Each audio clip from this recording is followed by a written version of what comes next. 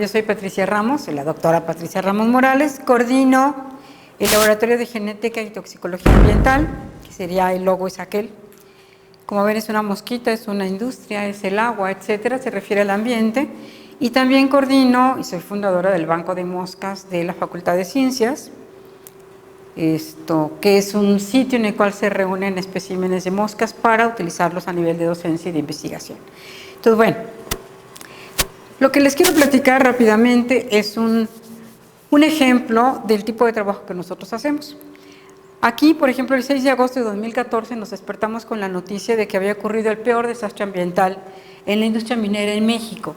Esto seguramente ustedes lo han escuchado porque tiene que ver con el derrame de sulfato de cobre, de compuestos de cobre, en la parte norte, en Cananea, en Sonora, que finalmente está asociada con piletas de lixiviados por la actividad minera del Grupo México, que es una de las mineras más grandes de México, y en el cual aparentemente fue una falla en la válvula de alivio de las piletas y esto provocó que se derramara.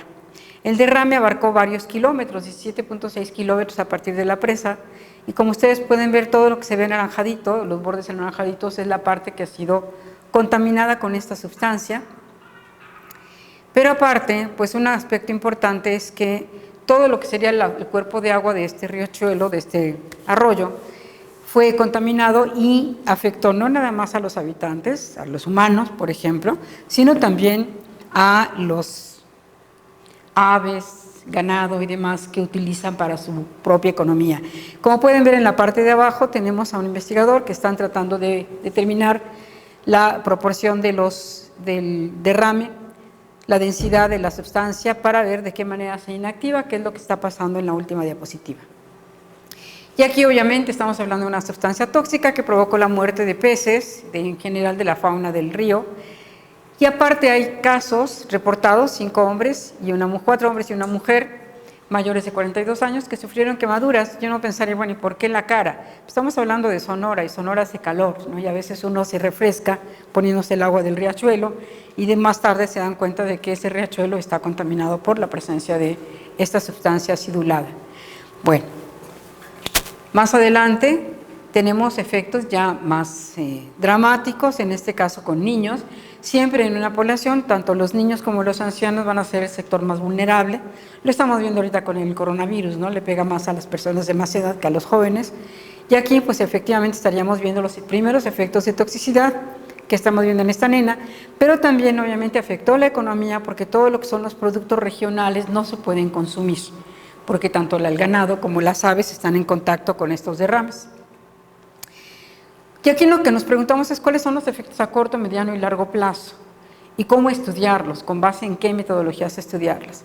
Entonces, para entender esto, primero, como ustedes ya vieron, pues los contaminantes tienen un origen. El origen puede ser natural, por ejemplo, a través de erupciones volcánicas, de minas abiertas, de lagos, presas, etcétera.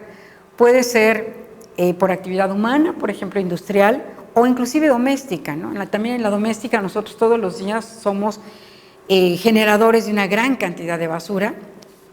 Desafortunadamente muchas veces esta basura no se procesa adecuadamente y puede ocasionar una mayor contaminación. Y lo que vemos aquí abajo, por ejemplo, son 4 diapositivas que se refieren a la luz solar como un contaminante. Esto es muy importante porque finalmente la luz solar contiene diferentes longitudes de onda, por ejemplo, contiene rayos UV, y la exposición sin medida a esto nos puede generar quemaduras. Bueno, podemos ver a este sujeto que obviamente no fue precavido, terminó totalmente quemado, pero esto le puede generar quemaduras como esta ámpula que están viendo aquí, que más adelante se pueden llegar a malignizar, y entonces estamos hablando de un proceso ya diferente. Si no es igual una quemadura que se nos quite la piel a que nos dé un cáncer de piel, ¿sí? Y ese ya es un proceso diferente. Bueno, una vez que se emiten a la atmósfera, los químicos, los contaminantes en general, se mueven. ¿Cómo se mueven? Pues se mueven con la lluvia, con el viento, con el pelaje de los animales, con la piel de los animales, o inclusive nosotros, bueno, en las plumas. Y los humanos pues somos expertos en mover grandes cantidades de sustancias, ¿no? Como pueden ver ustedes aquí, estamos moviendo por trailers, por avión, por barco, sustancias de un sitio a otro sitio. Hace ya aproximadamente 40 años en México hubo un caso muy fuerte Todavía es una zona altamente impactada, se encuentra por Tultitlán, en el Estado de México, la zona de lechería, donde se procesaba la cromita. La cromita se traía de Sudáfrica, se procesaba en México y se utilizaba para hacer todo lo que era el cromado, lo que ahora veríamos como lo plateadito de las sillas. Esto ya no es cromado como tal, ahora son otras aleaciones, pero esa se obtenía del cromo, de la cromita, y más adelante se dieron cuenta de que el cromo era un carcinógeno, es un carcinógeno muy potente, y obviamente el impacto ambiental que se generó en esta zona, no nada más a nivel de contaminación de mantos freáticos, sino contaminación de suelos, sino también en la salud de las personas, pues ha sido enorme, ¿sí? Muy, muy fuerte. Sí. Esto, mira, la empresa la fundan en 1957 aproximadamente, estuvo trabajando hasta 1975 aprox, donde ya fue evidente que había un problema. Y el problema aquí fue evidente porque los trabajadores, imagínense, en 1957 la Ciudad de México se acababa en La Raza, ubican La Raza, ¿no? Era la Doctores hasta donde está Viaducto, era el límite sur, después hacia el norte estaba La Raza, hacia el este Avenida Insurgentes y hacia acá Tlalpan, ¿sí? Lo que finalmente era Tlalpan. Eso era el primer cuadro. Todo lo demás era rural, ¿sí? Entonces, esta empresa, bueno, es importante entender que los dueños de esta empresa quisieron hacer una empresa limpia, y entonces la hicieron en un sitio, como iban a mover tierra y una serie de sustancias molestas para la población, pues se fueron a la zona rural, ¿sí? Y entonces ahí la fundaron, no había, me refiero a rural porque no había ninguna casa, ningún asentamiento urbano cercano a varios kilómetros. Y estuvo muy bien, pero, pues, ¿quiénes se pueden ir a trabajar en un lugar así? Pues chavos, ¿no? Chavos aventureros que les ofrecen un trabajo en provincia, lejos, y bueno, pues hay gente que ya tiene hijos, etcétera, no se puede mover, pero los chavos sí. Entonces fueron los chavos, fundaron estas empresas, pero luego los chavos crecieron.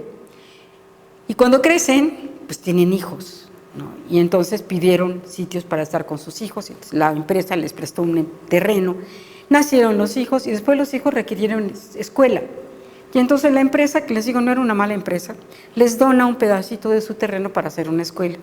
Y empiezan a ir los niños ahí, pero más adelante pues los niños se desmayan en el recreo. Primero una, y entonces obviamente cuando esto pasa, pues lo que piensan es que la mamá no le dio desayunar, ¿no? Y la niña se desmaya, y pues mamá fea no le da de comer, etcétera. Y de hecho eso originó, entre otras causas, el que se hicieran los desayunos, ¿cómo se llaman? Los desayunos escolares que se distribuyen en las escuelas, surge en ese momento, precisamente porque el argumento era, están desnutridos, ¿sí? O sea, primero pensaron que era la flojera de la mamá, pero como después se desmayaron más niños, y después se dieron cuenta de que estos niños tenían anemia, dijeron, el problema es mala nutrición. Y entonces implementaron este programa de desayunos escolares para que esto no pasara.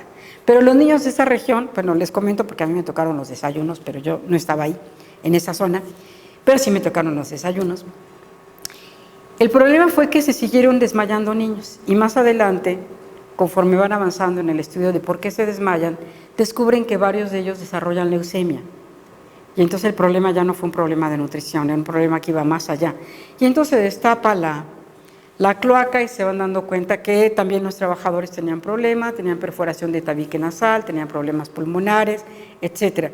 Desafortunadamente, uno de los problemas con los que tenemos que lidiar a nivel de educación laboral es que en el mexicano es muy difícil hacerlo que adopte las medidas de seguridad.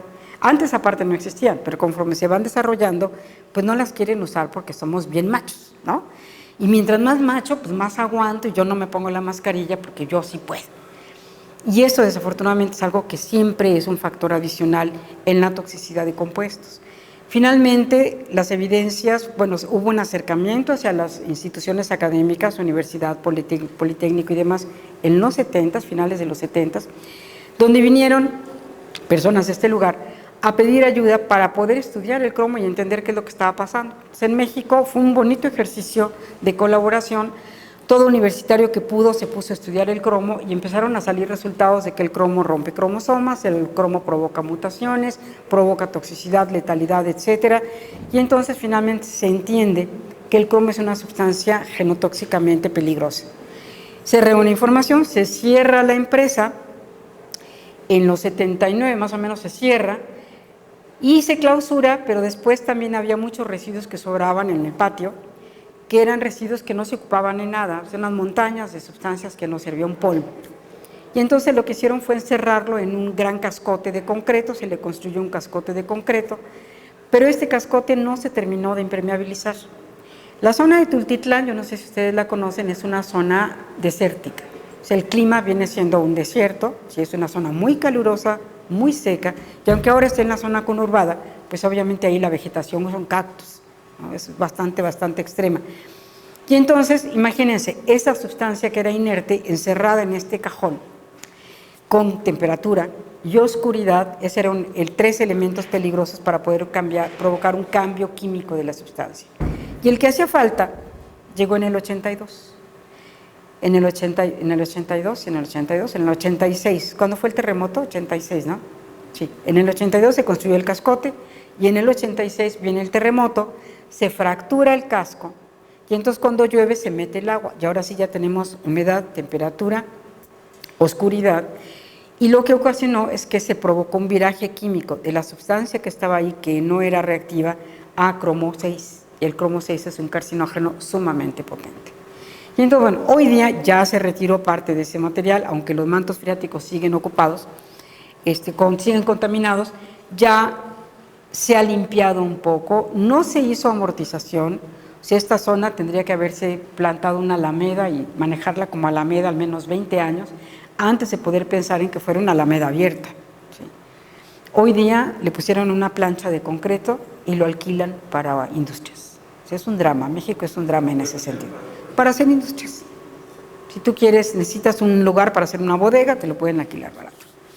¿Sí? Se quitaron terrenos, sí quitaron parte de la tierra, pero no es suficiente. O sea, los contaminantes, por más que tú quites algo, pues están alrededor, ¿no? Y gradualmente se van a mezclar, se van a distribuir. Entonces, bueno, esto es un claro ejemplo de que el mexicano, no nomás el mexicano, el hombre en general, es capaz de alterar de una manera más importante todavía a la naturaleza. Bueno, y ya que se emitió y se distribuyó, ahora hay que absorberlo. ¿Cómo lo absorbemos? En general podemos respirarlo, podemos comerlo, podemos tocarlo, ¿sí? O podemos ingresarlo a través de vías secundarias que ahora son muy importantes, como puede ser la medicación, cápsulas, inyecciones. Mientras más cercanas a la vía sanguínea, más peligrosas son, porque el chiste aquí es que si alcanza torrente sanguíneo, estamos en problemas. ¿Por qué estamos en problemas? Bueno, porque obviamente si alcanza el torrente sanguíneo, puede alcanzar lo que se llama circulación enterohepática, es decir, va de hígado a la sangre y al hígado y a la sangre y se va regando por todo el cuerpo, que se va contaminando. Entonces, los compuestos se distribuyen dentro del cuerpo. El hígado es una de las fábricas que nos ayuda a transformar las sustancias de más complejas a más sencillas para poderlas excretar, pero también obviamente esto puede afectar al corazón, puede afectar al riñón y puede afectar a productos en formación como puede ser un embrión. Aquí hablamos de dos conceptos importantes, una cosa es eliminación y otra cosa es excreción. Cuando hablamos de excreción implica que lo que entró al cuerpo lo excretamos por lágrimas, sudor, semen, cualquier fluido, ¿no? Y por el estornudo, por el catarro, etcétera, cualquier producto que podamos eliminar, obviamente heces y orina. Y con eso sacamos y bajamos la concentración de un compuesto dentro del cuerpo. Pero a veces no es suficiente. Entonces, la maquinaria biológica ha diseñado una estrategia para bajar la concentración de sustancias en el torrente sanguíneo. Si no la podemos eliminar porque la orinemos o porque la excretemos por heces o la vomitemos, una de las cosas que hace es va y lo guarda en un órgano almacén. Un órgano almacén es un órgano en el cual la sustancia se acumula, como lo que es un almacén verdaderamente, y ahí se queda guardado. Mientras ese almacén no se sature, pues se puede seguir bajando la concentración de torrente sanguíneo, del contaminante de torrente sanguíneo, y estamos bien. Por ejemplo, esta imagen donde ven algo amarillito ahí, esos son adipocitos. Los adipocitos son células grasas, y las células grasas pueden guardar mucho compuesto tipo DDT. Si una persona obesa que se expone al DDT va a intoxicarse menos que una persona delgada que se expone al DDT. ¿Por qué? Porque la obesa tiene más adipocitos. ¿Sí? Ahora, lo que no debe de hacer un obeso contaminado es bajar de peso, porque cada vez que baja de peso se regresa el DDT a su torrente sanguíneo, ¿no? Entonces, eso ya no es bueno. Las uñas son un órgano almacén del antimonio y del arsénico, igual que el cabello, pueden ver ahí. El riñón, lo que tienen allá arriba es un riñón, y lo de junto también es un riñón verde muy bonito, que ha sido contaminado con vanadio. ¿Sí? Con vanadio y con cadmio toman esa coloración, y obviamente la necropsia lo que mostró es que tenía vanadio. Una mujer que se encuentra embarazada va a eliminar este torrente sanguíneo mandándolo ¿a dónde? Pues al feto, ¿no? Y entonces el feto va a ser un órgano almacén que le está protegiendo a ella, porque tanto para muchas sustancias químicas como para radiación, el que absorbe es el feto. ¿Sí? Y bueno, obviamente a través de la leche y todo lo demás que ustedes quieren. Ahora, ¿por qué es importante entender esto? Porque independientemente de cuál sea el mecanismo, por ejemplo, si comemos celulosa, los humanos no digerimos celulosa, entonces así como la comemos, la excretamos, no pasa nada. Pero hay otras sustancias que sí. Y dependiendo de cuál sea la ruta que vaya tomando, pues va a existir una mayor o menor probabilidad de que contamine nuestras células. Porque finalmente hay que entender, todas las células del cuerpo tienen material genético, este material genético es susceptible de cambiar por la presencia de sustancias y provocar, dependiendo del tipo de célula que afecte, la edad del organismo que está afectando y demás, una serie de consecuencias. Por ejemplo, bueno, aquí son diferentes tipos celulares que son muy bonitos, pero, por ejemplo, ¿no? Aquí estamos hablando de un óvulo y un espermatozoide, ¿lo ven? Pero este recuadro que está hasta acá, son células de Sertoli. Las células de Sertoli son células nodrizas de espermatozoides. Imagínense que una célula de Sertoli que alberga un montón de espermatozoides estuviera contaminada. Pues va a contaminar a todos esos espermatozoides, y eso no puede ser. Y obviamente lo que nos preocupa es esto, ¿no? Finalmente, independientemente de la organización del organismo, a nivel genético podemos hablar de sistemas que son muy similares, ¿sí? Podemos estar viendo aquí expresiones que son feitas, yo sé que son feitas, pero que es importante mostrarlas porque muchas de estas implican lo mismo genéticamente, ¿sí? O sea, acuérdense que trabajamos sobre la base de que el material hereditario es universal, tiene la misma organización, y en ese sentido, si una sustancia provoca una alteración en un organismo, la puede provocar en otro, la va a provocar en otro, entonces es probable que también la provoque en los humanos. ¿Cómo trabajamos en ese sentido entonces? No trabajamos con humanos, trabajamos con modelos para, después de estudiar el efecto en el modelo, tratar de dilucidar cómo funciona, cuál es el mecanismo de acción, y entonces buscar algo similar en el humano. ¿Sí? Para ver de qué manera podemos ayudar a los humanos a contrarrestar el efecto de las sustancias, ¿no? Eso es parte de lo que sería el campo de la toxicología genética, que es a lo que yo me dedico. Y obviamente mi modelo consentido son las moscas. ¿Sí? Arriba, a la izquierda, hasta arriba de acá, hasta arriba, la que sigue, 1, 2, ¿qué cuadro? ¿El qué? ¿El 1? Son espermatozoides.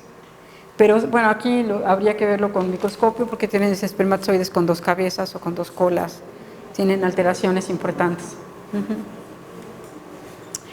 Pues sí, bueno, esta es la toxicología genética. Les digo, mi modelo son las moscas. Y obviamente las moscas son un modelo muy importante porque son comensales de las mismas sustancias igual que nosotros. O sea, ellas comen fruta, nosotros comemos fruta. Y entonces podemos utilizarlas como un modelo para tratar de entender si una sustancia tiene riesgo, implica un riesgo para el humano, en qué condiciones, en qué concentraciones, etcétera, y entonces hacer el acercamiento para estudiarlo en un sistema de mamífero o inclusive directamente en células humanas in vitro, ¿no? Ok, pues no sé si tienen alguna pregunta.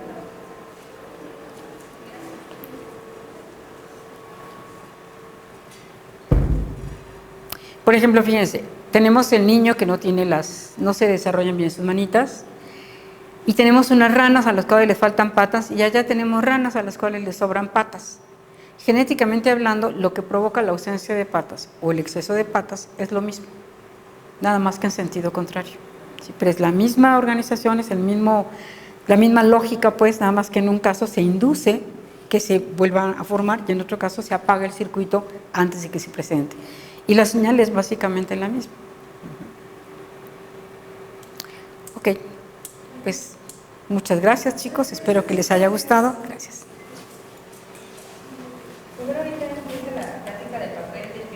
Cotidiana. Ahí está. Estos son mis biólogos que estamos en el campo estudiando presas. Trabajamos con muestras de agua, caracterizamos físico-químicamente la muestra de agua y después la probamos en modelos de mosquita para determinar si es que esa muestra representa algún peligro, ¿no? Entonces, es un lugar muy bonito. ¿Qué pasa?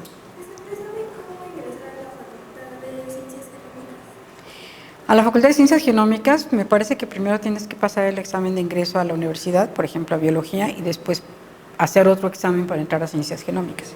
Es doble examen. Si tienes ese pasamiento, si ya estás en la prepa, te saltas el examen para entrar a la universidad. Pero tienes que hacer el otro. Ajá.